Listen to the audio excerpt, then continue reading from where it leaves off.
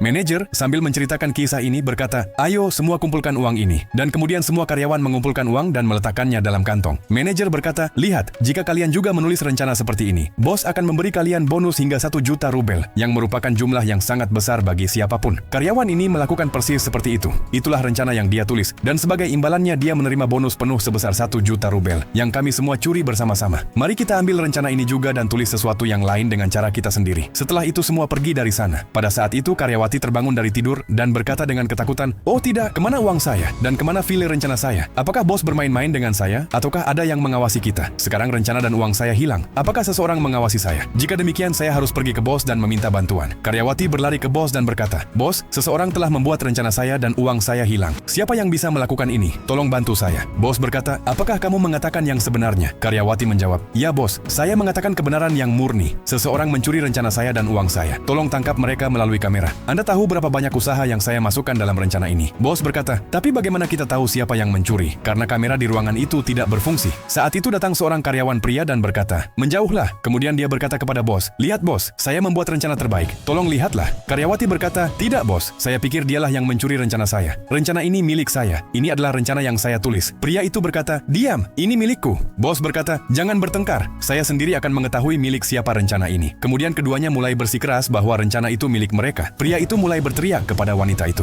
Bos berkata, "Tenang, saya akan memeriksa kalian berdua. Orang yang rencananya ini akan bisa menjawab pertanyaan saya dengan benar. Lalu kita akan tahu siapa pemilik sebenarnya. Orang yang memilikinya akan mendapatkan rencana dan bonus 1 juta rubel. Dan yang tidak memilikinya akan membayar denda 1 juta rubel." Kemudian bos mengajukan pertanyaan kepada pria itu. Dia mencoba melihat kertas untuk menjawab, tetapi bos menghentikannya dan berkata, "Jika kamu membuat rencana ini, kamu harus tahu jawabannya." Pria itu menjawab secara tebak-tebakan, dan jawabannya salah. Bos mengajukan pertanyaan kedua. Pria itu lagi mencoba melihat kertas dan berkata, "Saya tidak bisa menjelaskan sekarang. Saya tidak punya waktu. Tanyakan nanti." Bos berkata, "Jangan begitu banyak berbohong. Jika rencana itu milikmu, kamu akan menjawab. Sekarang bahkan saya pikir kamu mencuri rencana ini. Itu berarti rencana ini milik karyawati ini, dan kamu mencurinya. Jika kamu membuatnya sendiri, kamu akan tahu semua detailnya. Kamu pikir dengan mencuri rencana ini, kamu akan mendapatkan bonus 1 juta rubel?" Bahkan setelah itu, pria itu terus berbohong dan berkata, "Bos, percayalah, saya membuat rencana ini sendiri. Saya hanya tidak ingat dengan baik karena saya membuatnya tergesa-gesa. Dan Anda tahu bahwa wanita ini bekerja sebagai pembersih. Bagaimana dia bisa membuat rencana seperti itu?"